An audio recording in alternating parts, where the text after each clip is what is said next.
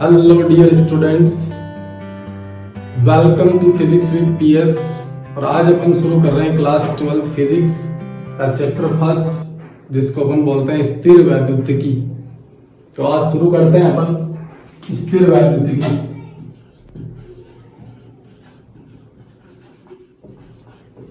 स्थिर वैद्युतिकी क्या होती है बच्चों?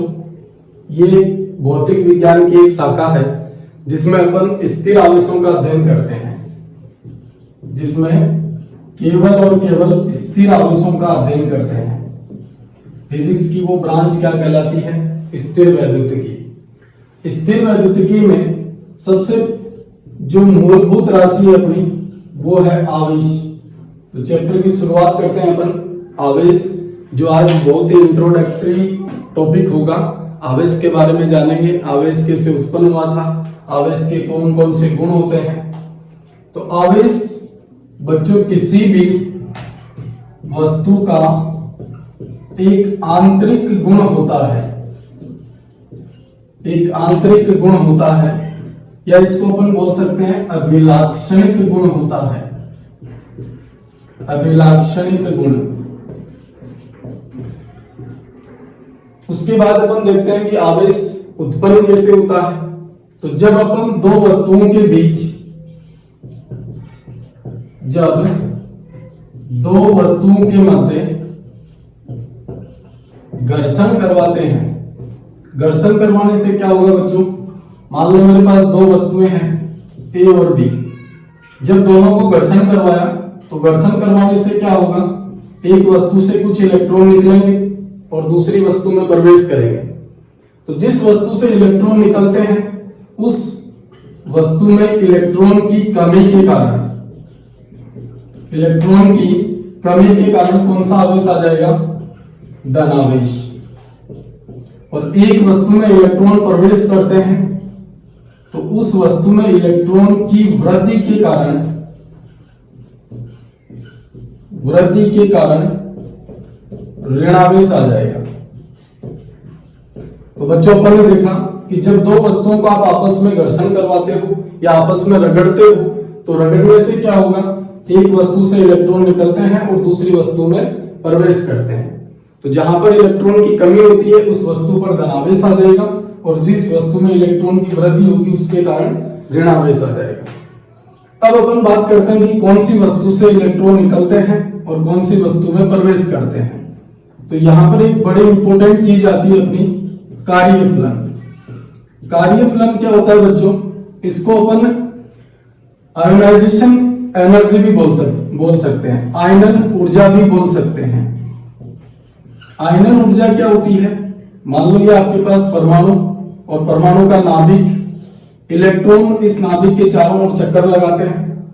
तो जैसे ही अपन बोले कि इस बाह्यतम कोश के इलेक्ट्रॉन को अगर अपन निकालना चाहें तो इसके लिए दी गई ऊर्जा क्या कहलाती है?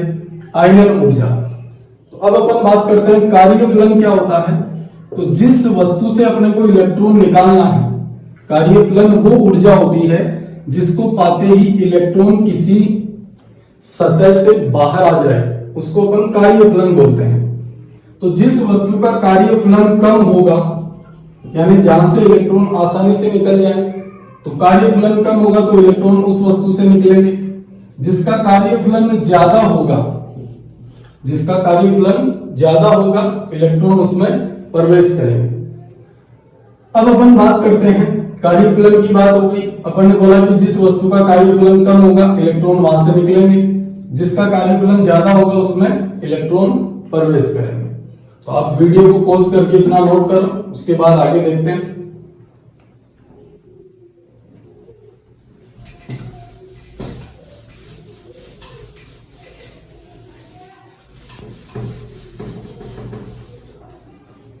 चलो बच्चों, अब अपन बात करते हैं कि आवेश कितने प्रकार के होते हैं।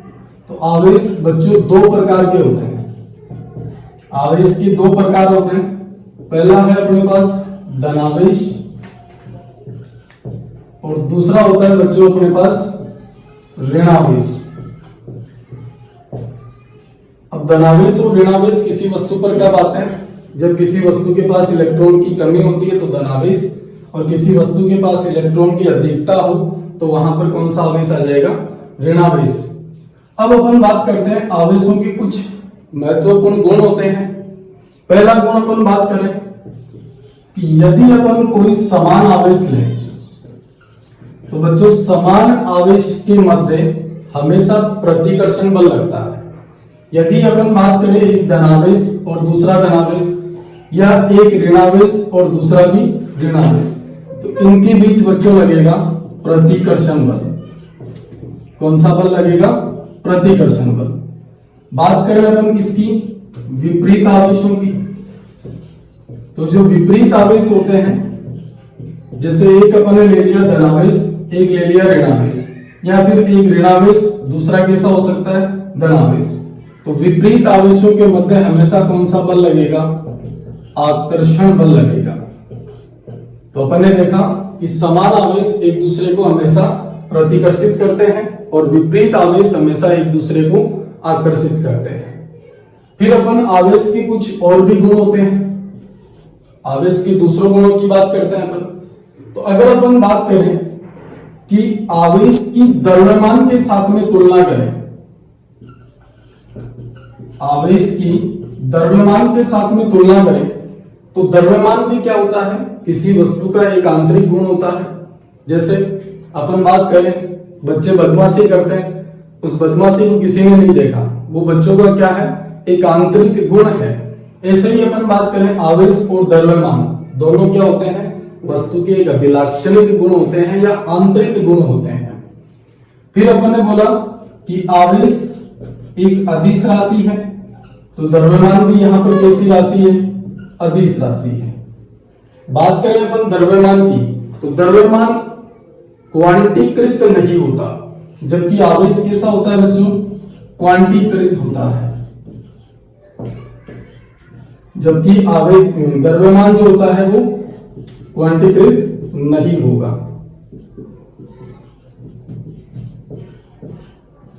बात करते हैं द्रव्यमान और आवेश की तुलना में कि जब द्रव्यमान की बात करें तो द्रव्यमान हमेशा वस्तु के वेग पर भी निर्भर करता है। द्रव्यमान जो होगा वो वस्तु के वेग पर निर्भर करेगा, यानी कोई वस्तु यदि स्थिर अवस्था में है तो उसका द्रव्यमान कम होगा, और जब वस्तु गतिशील अवस्था में आ जाती है तो उसका द्रव्यमान हमें ज्यादा दिखाई देता है। जबकि अपन बात करें किसकी, आवेश की, तो आवेश वस्तु के वेग पर निर्भर नहीं करता है। तो ये थी अपने पास आवेश की कुछ बेसिक जानकारी। आवेश दो प्रकार का होता है, धनावेश और ऋणावेश। फिर अपन ने बोला कि समान आवेशों के बीच प्रतिकर्षण बल लगता है और विपरीत आवेशों के बीच आकर्षण बल लगेगा। फिर अपन ने आवेश की द्रव्यमान के साथ में तुलना की। अपन ने बोला कि द्रव्यमान भी अदिश राशि है और आवेश भी अदिश राशि है। आवेश और द्रव्यमान किसी भी वस्तु के दोनों ही आंतरिक गुण है। फिर अपन ने बोला कि द्रव्यमान क्वांटीकृत नहीं होता है, जबकि आवेश क्वांटीकृत होता है। फिर अपन ने बोला कि द्रव्यमान वस्तु के वेग पर निर्भर करेगा, यानी जब वस्तु गतिशील अवस्था में आ जाती है तो उसका द्रव्यमान हमें ज्यादा दिखाई देता है। फिर बात करें अपन आवेश की, तो आवेश किसी भी वस्तु का जो आवेश होता है वो वस्तु के वेग पर निर्भर नहीं करेगा। यानी अपन बोले कि स्थिर अवस्था में मान लो किसी वस्तु का आवेश कितना है, Q, तो उतना ही आवेश कहां पे रहेगा, गतिशील अवस्था में। तो आवेश किसी भी वस्तु के वेग पर निर्भर नहीं करता। चलो बच्चों नोट करो इसको, आगे देखते हैं।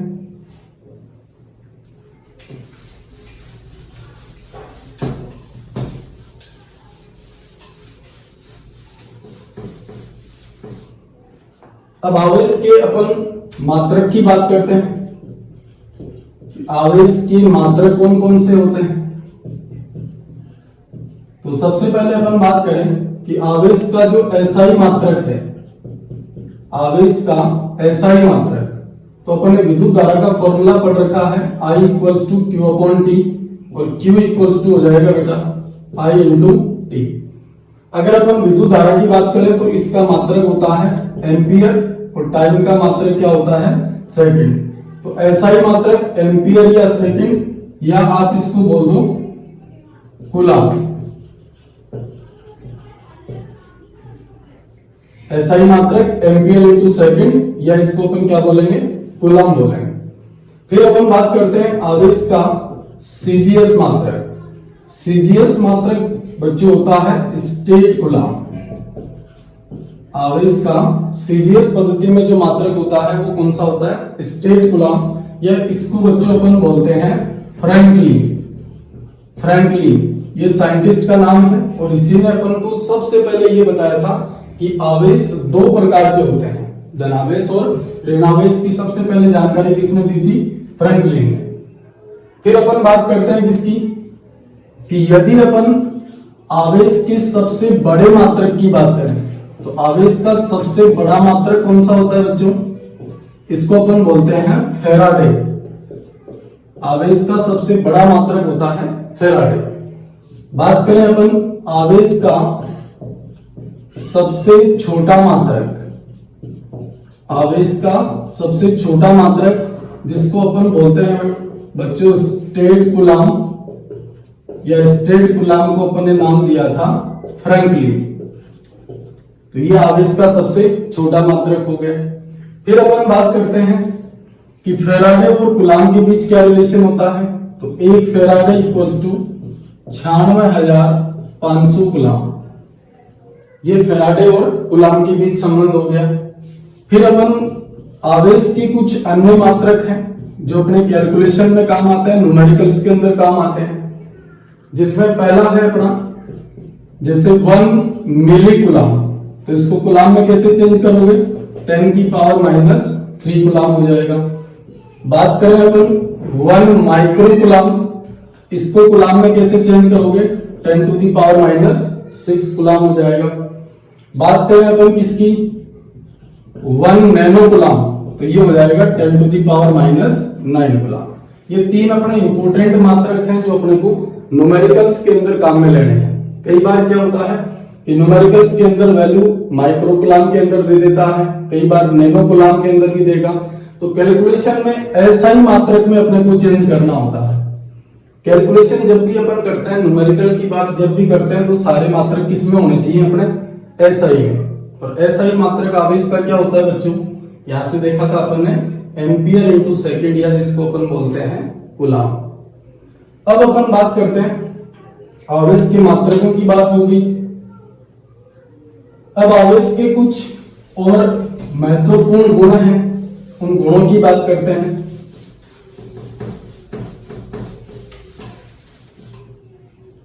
तो आवेश का सबसे पहला जो गुण है, इंपोर्टेंट है, बात करते हैं आवेशों की योज्यता। आवेशों की योज्यता। आवेशों की योज्यता क्या होती है बच्चों? ध्यान से देखो। यदि अपन बात करें कि आपके पास कोई भी एक वस्तु है और इस वस्तु के पास बहुत सारे आवेश हैं, जैसे मैंने बोला Q1, Q2, -Q3, -Q4। अब यदि अपन इस वस्तु का कुल आवेश निकालना चाहें, अगर अपन बात करें कि यहां पर इस वस्तु का कुल आवेश कैसे निकालें, तो कुल आवेश हमेशा बच्चों ध्यान रखना सभी आवेशों के बीजगणितीय योग के बराबर होता है। बीजगणितीय योग का मतलब यह है कि जो आवेश धनावेश है उसको तो पॉजिटिव लिख दो, जैसे +Q1 +Q2। अब -Q3 है तो आप इसको -Q3, Q4 भी माइनस है तो इसको मैंने लिख दिया -Q4। यानी यदि अपन किसी वस्तु का कुल आवेश निकालना चाहते हैं तो हमें क्या करना पड़ेगा? उन सभी आवेशों का बीजगणितीय योग करना पड़ेगा। और बीजगणितीय योग क्या होता है बच्चों? कि यदि अपने पास कोई आवेश है तो धनावेश है तो उसको प्लस लिख दो, और ऋणावेश है तो उसको माइनस लिख दो। जैसे फॉर एग्जाम्पल, मान लो मेरे पास ये कोई वस्तु है, इसके पास आवेश है 2 कूलम, -3 कूलम, +4 कूलम, -5 कूलम। अब इस वस्तु का कुल आवेश कितना होगा? तो कुल आवेश की बात करते हैं पर मैंने कहा जो धनावेश है उसको प्लस के साथ में लिखो, जो ऋणावेश है उसको माइनस के साथ में लिखो। तो +2 कूलम, फिर -3 कूलम, +4 कूलम और -5 कूलम। अब पॉजिटिव को ऐड कर लो, 4 और 2 6 कूलम, और 3 माइनस का और 5 माइनस का कितना हो गया, -8 कूलम। तो ये बच जाएगा -2 कूलम। यानी इस वस्तु का अगर अपन कुल आवेश देखें तो कितना आएगा, -2 कूलम आएगा। तो ये थी आवेशों की योज्यता। अगर आप किसी भी वस्तु का कुल आवेश निकालना चाहते हो तो आप उसमें उपस्थित सभी आवेशों का बीजगणितीय योग कर लो। बीजगणितीय योग का मतलब ये होता है धनावेश को आप प्लस के साथ में लिखो, ऋणावेश को आप माइनस के साथ में लिखो। तो बच्चों नोट करो इसको, आगे देखते हैं। आवेश का जो दूसरा गुण होता है वो होता है आवेशों का संरक्षण। आवेशों का संरक्षण। आवेशों का संरक्षण क्या होता है बच्चों, कि किसी भी वस्तु का जो आवेश होता है उसके बारे में अपन एक चीज बोल सकते हैं कि यदि अपन बात करें आवेशों का संरक्षण की, तो अपन आवेश को न तो उत्पन्न कर सकते हैं और न तो उत्पन्न कर सकते हैं और न ही नष्ट कर सकते हैं। केवल क्या करेंगे अपन, एक वस्तु से दूसरी वस्तु पर स्थानांतरित कर सकते हैं। तो अपन ने बोला कि आवेशों का संरक्षण क्या होता है, आवेश को न तो उत्पन्न किया जा सकता है न ही नष्ट किया जा सकता है, केवल आवेश को एक वस्तु से दूसरी वस्तु पर स्थानांतरित किया जा सकता है। तो ये था आवेश का दूसरा गुण। बात करते हैं अपन आवेशों का सबसे इंपॉर्टेंट जो प्रॉपर्टी है, जो बहुत बार एग्जाम में भी पूछी जा चुकी है, आवेशों का क्वांटीकरण क्या होता है। आवेशों का क्वांटीकरण, आवेशों का क्वांटीकरण जो सबसे इंपॉर्टेंट प्रॉपर्टी मानी जाती है। और अपन बात करें 12th बोर्ड क्लास में भी ये बहुत बार पूछी जा चुकी है कि आवेश का क्वांटीकरण क्या होता है। तो अपन ने स्टार्टिंग में बात की थी कि जब आप दो वस्तुओं को आपस में घर्षण करवाते हो तो घर्षण करवाने से क्या होता है बच्चों, एक वस्तु से इलेक्ट्रॉन दूसरी वस्तु में प्रवेश करते हैं और एक वस्तु से दूसरी वस्तु में जब इलेक्ट्रॉन प्रवेश करते हैं तो आपको सबसे इंपॉर्टेंट बात ये ध्यान रखनी है कि यहां पर जो इलेक्ट्रॉनों की संख्या है, ये इलेक्ट्रॉनों की जो संख्या है वो एक पूर्णांक संख्या होती है। कैसी संख्या होती है बच्चों, पूर्णांक संख्या। पूर्णांक संख्या का मतलब ये होता है जैसे 1, 2, 3, 4 एंड सो ऑन, ये सारे कैसे हैं, पूर्णांक संख्या है। यानी अपन ऐसे बोले कि जब एक वस्तु से दूसरी वस्तु में इलेक्ट्रॉन स्थानांतरित होता है तो कभी भी आपको ऐसा नहीं मिलेगा कि आधा इलेक्ट्रॉन स्थानांतरित हो गया या 1.5 इलेक्ट्रॉन हो गया, 1.25 इलेक्ट्रॉन हो गया, ऐसा कभी नहीं मिलेगा। यहाँ पर जो इलेक्ट्रॉन की संख्या होती है वो कैसी होती है, एक पूर्णांक संख्या। जैसे या तो 1 इलेक्ट्रॉन स्थानांतरित होगा या फिर 2 होंगे या फिर 3 होंगे या फिर 4 होंगे। अब अपन बात करते हैं कि यदि अपन किसी वस्तु का आवेश देखें, अगर अपन किसी भी वस्तु पर आवेश की बात करें तो उस वस्तु पर आवेश एक फिक्स वैल्यू होती है। फिक्स वैल्यू का मतलब ये होता है बच्चों कि अपन किसी वस्तु को ऐसा हर कोई आवेश नहीं दे सकते। आपने जब मन में सोच लिया है आवेश कोई भी दे दिया तो ऐसा पॉसिबल नहीं है। जैसे एक क्वेश्चन के जरिए अपन इसको समझते हैं कि क्या किसी वस्तु पर 1.6 into 10 to the power minus 19 coulomb आवेश हो सकता है। क्या किसी वस्तु पर इतना आवेश हो सकता है क्या, चेक करते हैं। अपन ने बोला कि यहां पर जो वस्तु है उस पर आवेश का मान कोई फिक्स वैल्यू होती है। अब वो फिक्स कितना आवेश अपन किसी वस्तु को दे सकते हैं, तो अपन ने देखा कि यहां पर आपके पास आवेश का मान ये रहा। एक फॉर्मूला है अपने पास Q = Ne, तो यहां Q की वैल्यू है 1.6 into 10 to the power minus 19 equals to N अपने को पता नहीं, E की वैल्यू क्या होती है 1.6 into 10 to the power minus 19। अगर मैं N की वैल्यू देखूं तो ये कट जाएगा, वैल्यू कितनी आएगी N। तो अगर अपन किसी वस्तु को जितना आवेश देते हैं उस आवेश की वैल्यू निकालो इस फॉर्मूले से।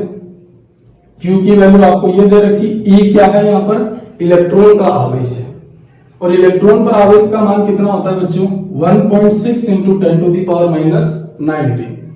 यहां से अपन ने n की वैल्यू निकाली, और यदि ये n की वैल्यू एक पूर्णांक संख्या आती है, यदि ये n की वैल्यू एक पूर्णांक संख्या आती है तब तो अपन बोल देंगे कि किसी वस्तु को इतना आवेश अपन दे सकते हैं। अगर ये n की वैल्यू मान लो पॉइंट में आ जाती 1.5 या 2.5 आ जाती तो अपन बोलेंगे कि इतना आवेश वस्तु को नहीं दिया जा सकता। अब अपन बात करते हैं कि ये फॉर्मूला कहां से आया अपना। तो अपन ने फॉर एग्जांपल ए से बी तक अपने पास n इलेक्ट्रॉन स्थानांतरित हुए, तो अगर मैं बात करूं आवेश कितना स्थानांतरित हुआ, तो अपन ने बोला कि इलेक्ट्रॉन का जो आवेश होता है उसको अपन E से लिखते हैं, और इलेक्ट्रॉन पर जो आवेश का मान होता है वो 1.6 into 10 to the power minus 19 गुलाम होता है। अपन ध्यान से देखो, ये अपनी प्रकृति का सबसे छोटा आवेश होता है, सबसे छोटा आवेश, सबसे छोटा आवेश, जिसको अपन आवेश का क्वांटा भी कहते हैं। इलेक्ट्रॉन का जो आवेश होता है उसको अपन क्या बोलते हैं बच्चों, इलेक्ट्रॉन का जो आवेश होता है उसको आवेश का क्वांटा भी बोलते हैं। अपन ये नहीं बोल सकते कि ये सबसे छोटा आवेश है, मानते हैं ऐसा सबसे छोटा आवेश है, लेकिन इससे भी छोटा आवेश अपने पास है। जैसे आपके पास क्वार्क कण हो गए, एंटी क्वार्क कण हो गए, उनका आवेश जैसे कई का E/2 भी आता है, किसी का E/3 भी आता है, तो वो सारे आवेश क्या हैं, इस इलेक्ट्रॉन के आवेश से छोटे हैं।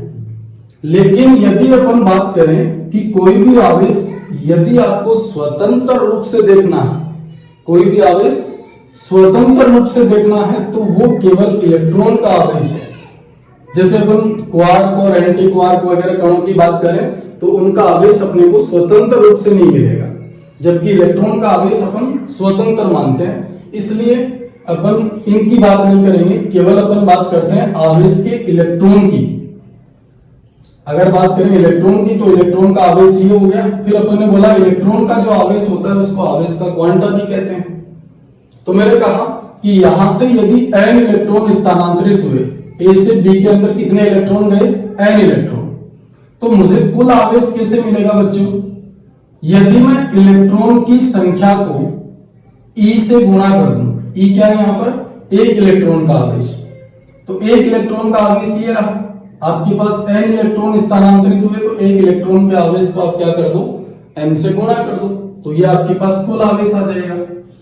फिर दूसरी बात अपन क्या करते हैं, यहां पर प्लस माइनस का यूज करते हैं। ये प्लस माइनस क्यों आता है बच्चों, ध्यान से देखो। अपन ने बोला कि ए वस्तु से n इलेक्ट्रॉन निकले, तो इसके पास तो इलेक्ट्रॉन की कमी होगी, तो इस पे कैसा आवेश आएगा, धन आवेश। इस वाले बी के पास देखो ध्यान से, यहां पर इलेक्ट्रॉनों की वृद्धि होगी, और वृद्धि के कारण क्या आएगा, ऋणावेश। तो यहां पर जो वैल्यू आएगी वो क्या आएगी, -n, और ए पर वैल्यू क्या आएगी, +n। तो अपन Q को क्या लिखते हैं बच्चों, +-n इंटू E। चलो आगे अपन आवेश के अगले गुण की बात करते हैं। आवेश का क्वांटीकरण समझ में आया। अगर इसको आप स्टेटमेंट के रूप में देखना चाहो कि आवेश का क्वांटीकरण क्या होता है, तो अपन यहां से बोल सकते हैं कि किसी वस्तु का कुल आवेश एक इलेक्ट्रॉन के आवेश की पूर्ण गुणज होता है। पूर्ण गुणज का मतलब यह है कि इलेक्ट्रॉन की संख्या यहां पर कैसी मिलेगी, आपको पूर्णांक संख्या मिलेगी। तो किसी वस्तु का कुल आवेश एक इलेक्ट्रॉन के आवेश की क्या होता है बच्चों, पूर्ण गुणज होता है। तो ये था आवेश का क्वांटीकरण। बात करें अपन इसी के कुछ एक दो बेसिक क्वेश्चंस की। तो अगर अपन बात करें, ध्यान से देखो, फॉर एग्जांपल आपको पूछे कि एक कूलाम आवेश के अंदर या एक कूलाम आवेश में इलेक्ट्रॉनों की संख्या बताओ। एक कूलाम आवेश में इलेक्ट्रॉनों की संख्या, तो एक कूलाम आवेश में इलेक्ट्रॉनों की संख्या कैसे निकालोगे बच्चों, फॉर्मूला है अपने पास Q = Ne। Q की वैल्यू आपको दे रखी है 1, n अपने को फाइंड करना है, E कितना होता है 1.6 into 10 to the power minus 19। इसको यहां डिवाइड करो तो ये बनेगा 1 upon 1.6 into 10 to the power minus 19। इस 10 टू दी पावर माइनस 19 को ऊपर लेके जाओ तो वैल्यू हो जाएगी प्लस में। यहां से मैं एक पॉइंट को हटा दूं तो यहां पे 0 लग जाएगा। तो ये वैल्यू आती है अपने पास, यहां 10 को 16 से डिवाइड करोगे तो वैल्यू आएगी 0.625 के आसपास into 10 to the power 19 electrons. यानी एक कूलम आवेश में इलेक्ट्रॉनों की संख्या कितनी होती है 0.625 into 10 to the power 19 electrons. Calculation को आप चेक कर लेना, अगर 10 को 16 से डिवाइड करते हो तो 0.625 के आसपास वैल्यू आती है। तो एक कूलम आवेश में ये इलेक्ट्रॉनों की संख्या होगी। फिर दूसरा बेसिक मिशन अपन ने ये किया था कि क्या किसी वस्तु पर अपन इतना आवेश दे सकते हैं क्या। तो अपन ने बोला कि यदि n की वैल्यू एक पूर्णांक संख्या आती है तो इतना आवेश दे सकते हैं, अगर पूर्णांक संख्या नहीं आएगी तो इतना आवेश नहीं दिया जा सकता। चलो बच्चों आगे बात करते हैं अपन आवेश का अगला गुण कौन सा होता है।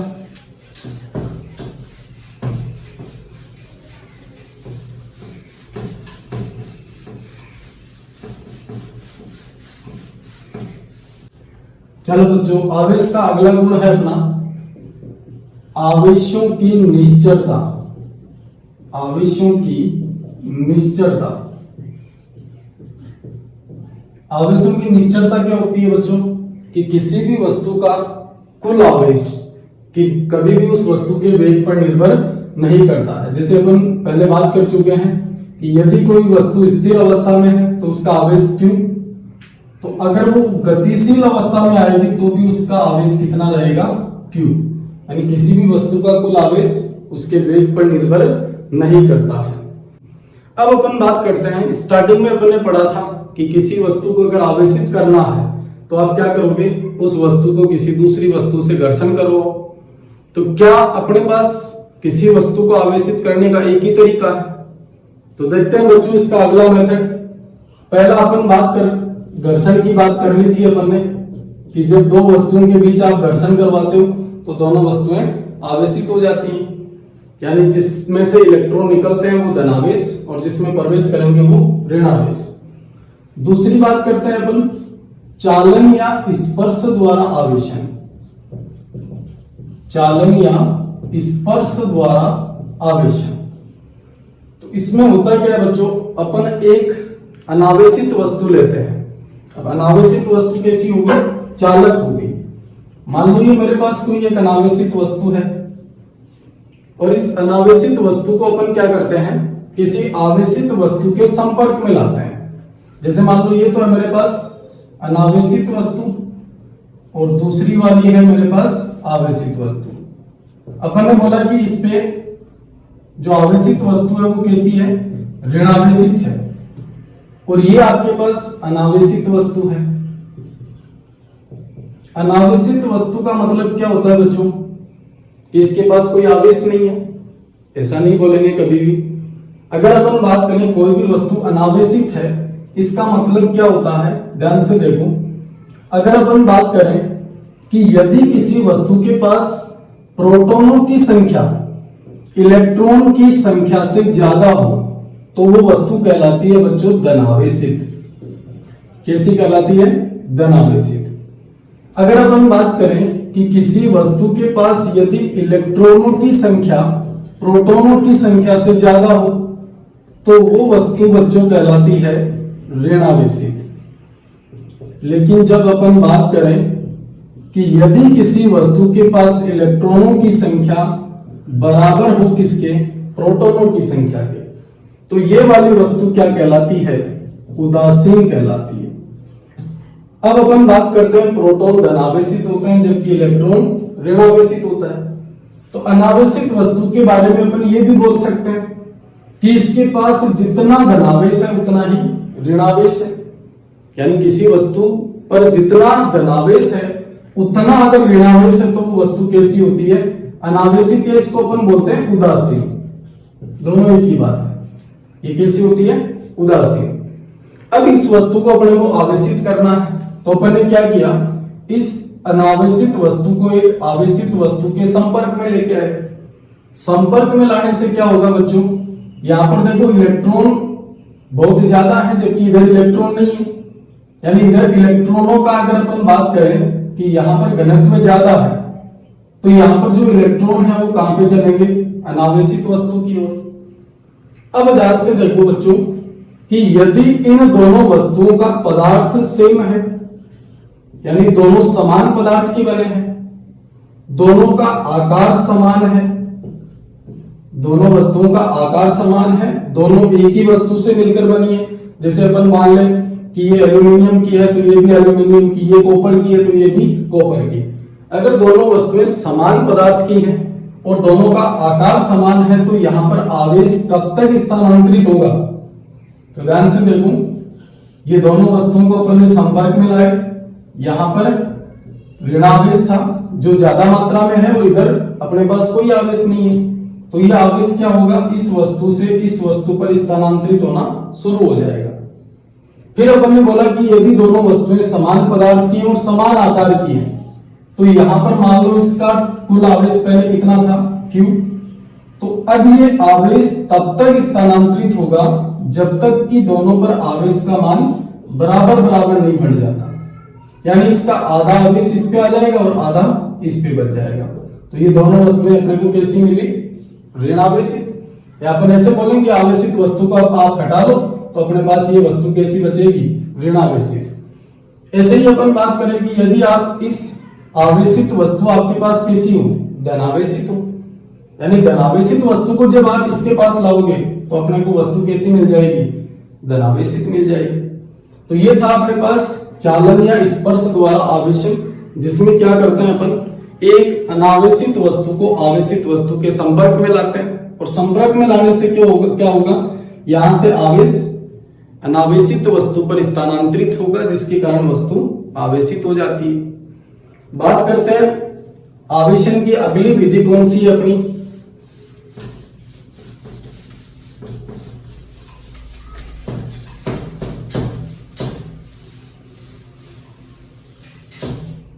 चलो बच्चों, आवेशन की दूसरी विधि है अपनी प्रेरण द्वारा आवेशन। प्रेरण द्वारा आवेशन, किसी वस्तु को प्रेरण द्वारा कैसे आवेशित कर सकते हैं अपन, तो इसमें देखना बच्चों, वही अपने पास एक अनावेशित वस्तु है या जिसको आप उदासीन वस्तु बोलते हो। अब इस वस्तु के पास मुझे क्या करना है, पहले तो आप इसको एक कुचालक स्टैंड पे रखो। ये मेथड आप चालन में भी कर सकते हो, कोई दिक्कत नहीं है, आप इसको कुचालक स्टैंड पे रखो। कुचालक स्टैंड का मतलब ये कुचालक क्यों लेते हैं अपन, क्योंकि यदि आप यहां पर चालक स्टैंड लगाओगे तो चालक क्या करता है, आवेश को प्रवाहित कर सकता है। तो यदि अपन ने यहां पर चालक स्टैंड लगा दिया और फिर अपन इस वस्तु को आवेशित करेंगे तो कुछ आवेश है वो स्टैंड की ओर प्रवाहित हो जाएगा या स्थानांतरित हो जाएगा, जबकि अपन जो भी आवेश देते हैं इस वस्तु पर ही रखना है अपने को। तो ये थी आपके पास उदासीन वस्तु या ऐसे बोले कि अनावेशित वस्तु है। फिर अपन ने क्या किया, इस वस्तु के पास एक आवेशित वस्तु को लाएंगे। आवेशित वस्तु मान लेते हैं मेरे पास धनावेशित है या कोई धनावेशित क्षण है जिसको मैं इसके पास में ला रहा हूं, संपर्क में नहीं लाना है। संपर्क वाला मेथड अपन पहले बात कर चुके हैं। ये जो धनावेशित क्षण है इसको अनावेशित वस्तु के केवल पास में लाना है। फिर अपन ने बोला ये उदासीन वस्तु है, इसके पास जितना धनावेश था उतनी ही मात्रा में ऋणावेश है। तो अब यहां पर जब इसको अपन पास लाते हैं तो क्या होगा, ये धनावेश ऋणावेश को अपनी ओर आकर्षित करेगा, यानी इस वस्तु का जो ऋणावेश है वो तो एक तरफ इकट्ठा हो जाएगा और जो धनावेश बच गया वो प्रतिकर्षण के कारण इस वस्तु के दूसरे सिरे की ओर चला जाएगा, यानी ये धनावेश ऋणावेश को अपनी ओर आकर्षित करेगा। तो ऋणावेश या ऋणावेश एक तरफ कनेक्ट हो गया और धनावेश के बीच में प्रतिकर्षण बल लगता है जिसके कारण क्या होगा, ये धनावेश एक तरफ इकट्ठा हो गया। अब अपने पास अगर मैं यहीं से इस वस्तु को हटा लूं, इस धनावेशित क्षण को हटा लूंगा तो ये आवेश फिर से मिक्स हो जाएगा, यानी वस्तु फिर से क्या हो जाएगी, उदासीन हो जाएगी। तो तो इसको यहां से हटाने से पहले अपने को एक काम करना पड़ेगा, आप इसको भू संपर्कित कर दोगे, और भू संपर्कित करने से क्या होगा, कुछ इलेक्ट्रॉन्स पृथ्वी में से यहां पे आएंगे और जितना धनावेश था उस धनावेश को क्या कर देंगे, उदासीन कर देंगे। यानी जितना धनावेश था उतना ऋणावेश इलेक्ट्रॉन के रूप में यहां पहुंचेगा और ये धनावेश है वो क्या हो जाएगा, उदासीन। अब अपने पास बचेगा क्या, केवल और केवल ऋणावेश। अब अपन क्या करते हैं, इस वस्तु को या जो धनावेशित छड़ अपन पास में लाए थे इसको हटा लेते हैं और वस्तु पर आवेश कैसा मिलता है, ऋणावेश। तो एक चीज नोटिस करना बच्चों कि जब अपन स्पर्श द्वारा आवेशन पढ़ रहे थे तो अपन को समान प्रकृति का आवेश मिल रहा था, यानी अपन आवेशित वस्तु के संपर्क में यदि धनावेशित छड़ ला रहे थे तो धनावेशित वस्तु मिल रही थी, अगर ऋणावेशित छड़ लाओगे तो ऋणावेशित वस्तु मिलेगी। लेकिन यहां पर थोड़ा सिस्टम अलग हो गया, यदि आप धनावेशित छड़ लाते हो तो अपने को वस्तु मिलती है ऋणावेशित, और अगर ऋणावेशित छड़ लाते हो तो वस्तु कैसी मिलती है, धनावेशित। तो ये थे आवेश के अपने पास कुछ गुण। फिर अपन ने आवेशन की विधियां पढ़ी कि किसी भी वस्तु को अपन आवेशित कैसे कर सकते हैं, जिसमें पहला जो तरीका था वो अपना था घर्षण द्वारा आवेशन, दूसरा अपन ने पढ़ा चालन या स्पर्श द्वारा आवेशन, और तीसरा है अपने पास प्रेरण द्वारा आवेशन। अब बाकी अपन बात करेंगे कूलाम बल या कूलाम नियम की, जो अपन बात करेंगे अगले वीडियो के अंदर। इस टॉपिक के अंदर जो भी आपको डाउट्स हैं आप कमेंट सेक्शन में जरूर बताएं, और हर एक चैप्टर के टॉपिक वाइज नोट्स आपको अवेलेबल हो जाएंगे, जिसका लिंक आपको डिस्क्रिप्शन में दिया हुआ मिलेगा। चलो थैंक यू बच्चों, मिलते हैं अगले वीडियो में।